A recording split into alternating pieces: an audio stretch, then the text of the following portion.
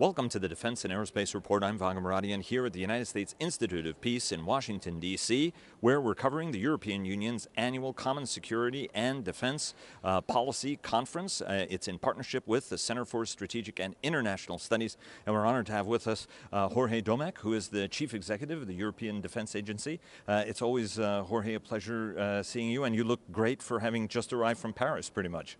Yes, indeed. I'm very happy to be here. It's an important moment to explain to our allies and partners, to the US, what we are doing in Europe to really relaunch and proceed with a stronger European defense. And I want to pick up on it first. You were at the Eurosatory, world's largest land systems and one of the world's largest defense shows just outside Paris. And you had an important message that you delivered there. Give a recap for our audience what messages you were driving home, given that it is a very dynamic and exciting time for European defense. Well, one of the messages, because I delivered several at Eurosatory, was a concept which has been very much debated, which is strategic autonomy. And I was saying that we should not get into this theological debate. It is more about identifying those skills, industrial capacities, the know-how that in the defense industry needs to preserve or promote in Europe for the capability priorities that have been identified by member states. And here we are not talking about protectionism. It's not about that. It is making sure that we remain capable or developing capabilities that allow us, for example, to be able to be interoperable with the United States, where we can see the enormous investment that is being done, for example, in new technologies. Secondly, it is important because the US is making a plea to Europe to stand up on its feet. That is, it's trying to be more autonomous, not separate, but separable. So to be able to act together with the US as a partner where possible, but also independently where needed. So that is the concept of what we need, an innovative and competitive industrial base in Europe, which can provide us the capabilities we need now and in the future. As you know, the defense industry, we cannot consider it like any other industry. It is part of the capability itself. If you have a military capability, a defense capability, without the technologies and the industry to sustain it, it is a lame capability, as we all know. The US government knows that very well, and that's why it has a certain approach to the defense industry. And so we should not confuse it with the general trade market in the world. It has a specific nature that needs to be kept very near our ministries of defense. And that is what I mean by having an autonomous nature, the ability to be able to design, develop, modify and deploy a certain capability without having to depend on a third party. That makes Europe a relevant partner for the US, and it also provides for its own security. What are the key areas? So the White House, for example, the Pentagon have been working to identify what are the select elements of the American defense industrial base that for national reasons are very important. The last administration did a study to find out what the bottlenecks were, and sometimes you found out that it was some very, very small suppliers that had a disproportionate impact on the supply chain. As you look at the entire European defense ecosystem, where are the spots where you think some investment's going to be needed to shore up those national capabilities that you think are core to that sovereignty you're talking about? Okay. This is as part of the implementation of the EU global strategy. We have set up a prioritization tool in the agency which will allow us exactly to do a mapping of what are those skills and competences in industry that we need to promote and preserve. But it will be on the basis of the capabilities we need, not what industrially might be relevant. It is what we need for the capabilities. By the end of this month, we will be agreeing the new set of priorities in the capability development plan, and as a result of that, the tool we have developed, the methodology we have developed to identify the key strategic activities will be applied to those capabilities to see what skills are needed. And they might be very different from know-how, for example, in the ammunition domain, or it might be in other more disruptive new domains like artificial intelligence, biotechnology, etc. So I cannot at this point tell you because we haven't yet identified electronic components. Will classically be one in which a whole system, a whole platform might not be useful if it doesn't have the right electronic components. So here I think that will come as a result of the capability-driven approach to these key strategic activities. When you look at that, are you going to be looking at this from raw materials all the way up through the supply chain? What's the approach you're taking for it? Is it a finished good? Because if you look at it from a transatlantic perspective, in some cases it becomes very, very hard to separate some of these interactions, what's in whose parts. We find sometimes Chinese DNA, even as the US has gone through it in terms of circuitry or chips or raw materials. Tell us a little bit about the approach you're taking as you look at this in sort of a holistic manner. Indeed.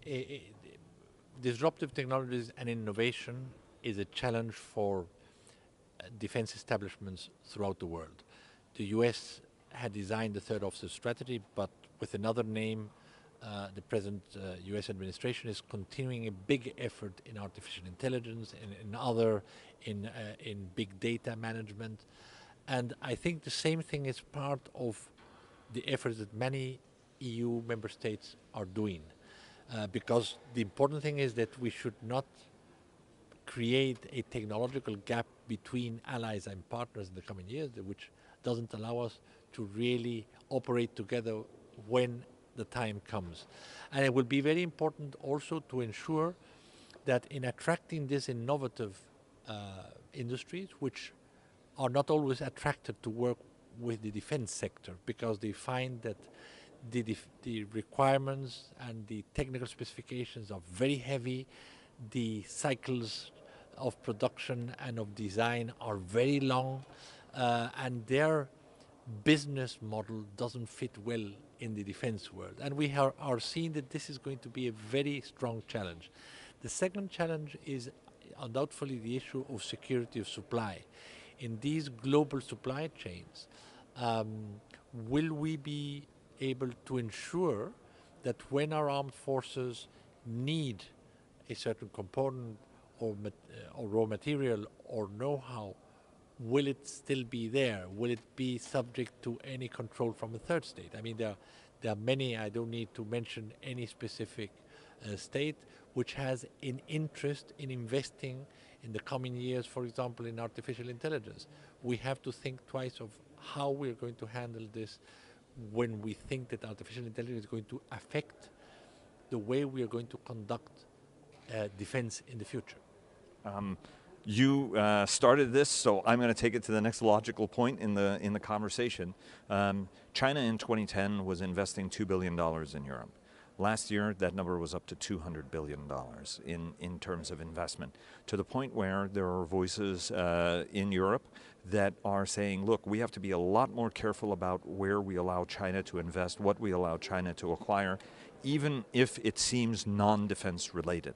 And that sparked a debate within the EU on where controls for this should be. Should there be a higher EU body that monitors some of these national, right? Because nations look at this as, well, look, this is a national decision, we're comfortable with the decision, but then it may cause certain other challenges in the alliance. Talk to us a little bit about the thinking, because this is an issue that you've thought, I know, a lot about over the years.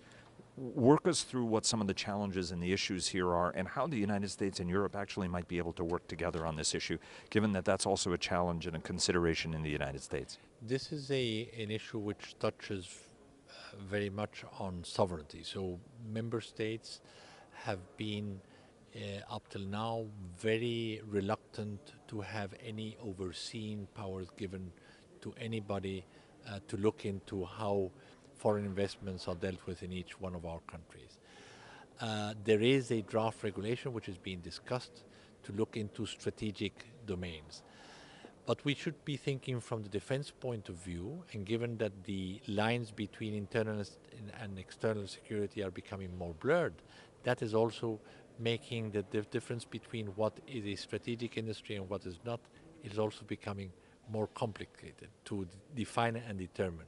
So I would think that in the coming years, there will need to be an effort on the part of all governments to scrutinize and to think about what implications it has for their sovereignty, which is becoming in the European Union a shared sovereignty, to ensure that we do not lose some of the industrial capacities that will be vital or very important to give the defense that our citizens want. Do you think that your office is the right place for that? And how would you connect what Europe would do with what the United States is doing, given that the concerns on several recent trips I've taken to Europe are very, very similar, where China raises, perhaps not from the geomilitary standpoint that the U.S. military looks at it, but certainly from an economic sovereignty, from an infiltration, from dependence on, for example, Chinese IT systems and the challenges they create.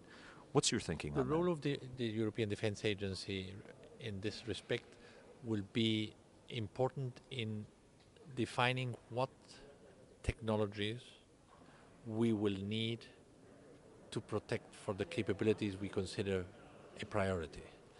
So that will allow us to scan and have a foresight, a technological foresight of what we need to keep in mind in the development of the future capabilities. Now, the actions to be taken after to protect those sectors in industry, that would not belong to the agency's effort, but it will raise the awareness of governments of saying, if this is going to be important for the development of this capability, should we be considering having some sort of security oversight about investments in this sector?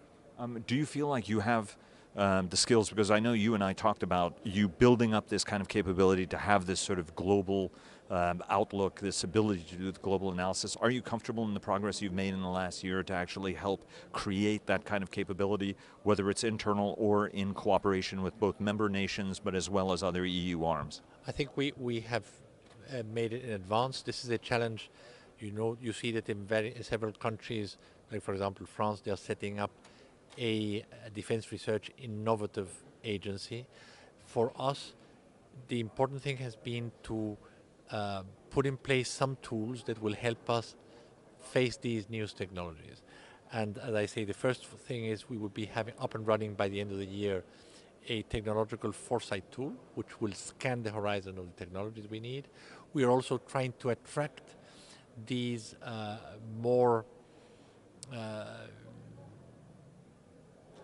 active small and medium enterprises and research centers which are in the world of these disruptive technologies with challenges or awards to bring ideas forward which we present to the defense community. We have started doing that now in 2 domains, navigation and CBRN. So we will see the results. We have received the proposals, we are evaluating, and that will allow to have a platform to confront those actors which are not in the traditional defense industry establishment with governments and other industries in the defense sector.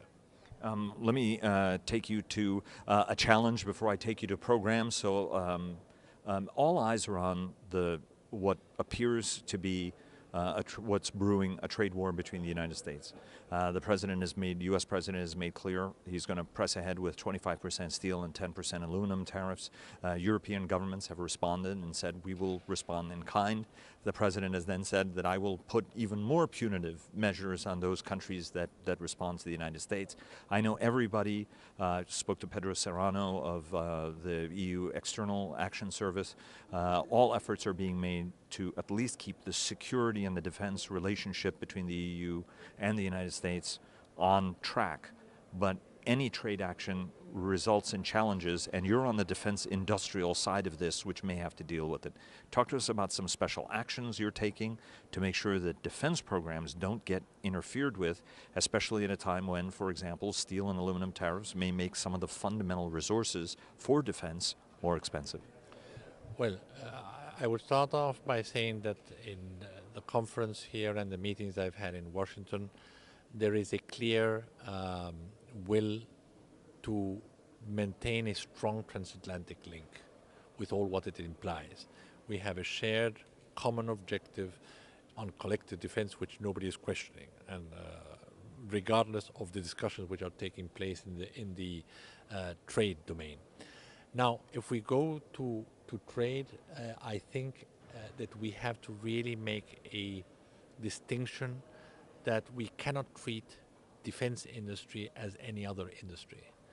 The defense industry is part of the defense establishment, and that is why there are special provisions and the US government knows it as how they approach trade in the defense sector, which are not applicable to other sectors. And I think that is very important that we keep in mind, that we don't put the defense industry and the industry which contributes to defense and security in the same basket as other efforts of it. And I hope that we will be able to find a solution to this discussion on the tariffs.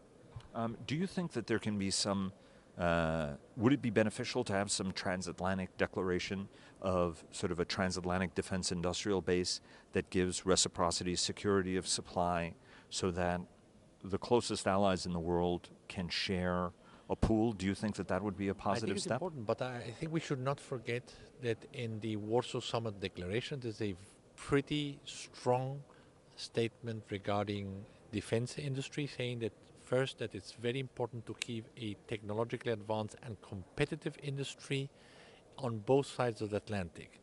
Secondly, that it welcomes cooperation across the Atlantic, but also within Europe. So the efforts that are being done, for example, with the European Defence Fund goes in the same direction. It makes no sense that the industrial base is only on one side of the Atlantic. And what the Warsaw Declaration says is we have to keep it healthy and competitive and technologically advanced on both sides. If we create a technological and industrial gap, that will turn into a political gap, which might be more serious to correct. Is there a concern on your part, and you mentioned the EDF, and I want to talk about that a little bit, but do you have a concern, or is it an advantage? Let me flip this around on its head. Does the rhetoric from the US side, is that something in your conversations with European countries that's surfacing that may have been skeptical about doing more in Europe, are now actually more energized to do something within Europe's borders than they were before all the rhetoric from Washington started? Defense cooperation doesn't come naturally, and we have experienced this in Europe. When in the early 2000s all the defense budgets were going down, member states became more national in their programs. Now we have an opportunity to reverse this trend when all the budgets are going up. And I think it's very important that we look at the European Defence Fund as an important contribution that the Commission can bring to the table to incentivize defense cooperation.